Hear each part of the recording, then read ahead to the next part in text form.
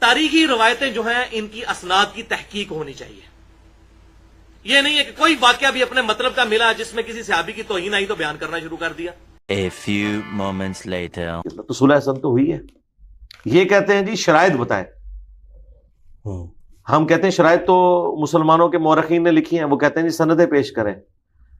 بھائی اگر آپ اس طرح سندیں مانگیں گے تو ہم کئی واقعات کی اسناد احادیث کی کتابوں سے تو نہیں دکھا سکتے, لیکن یہ وہ چیزیں جو ایگریڈ اپون چل رہی ہیں. مسلمانوں میں جو ہمارے اوائل کے مورخین ہیں, محدثین ہیں, کیا انہوں نے صلح حسن کی شرائط کا انکار کیا ہے؟ الٹا وہ نقل کرتے رہے. ہمیں آپ انکاری لوگ بتائیں جو کہیں گے یہ فراڈ ہے.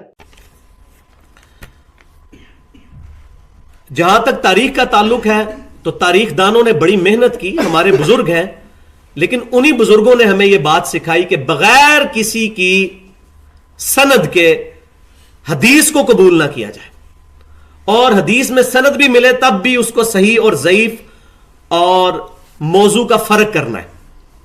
تو جب حدیثیں نہیں لی جائیں گی سند کے بغیر اور سند کی صحت کے بغیر, تو اقوال جو واقعہ کربلا کے بارے میں ہے یا یزید کے بارے میں ہے یا بنو امیہ کے بارے میں ہے, وہ بغیر سند کے کیسے لیے جا سکتے ہیں؟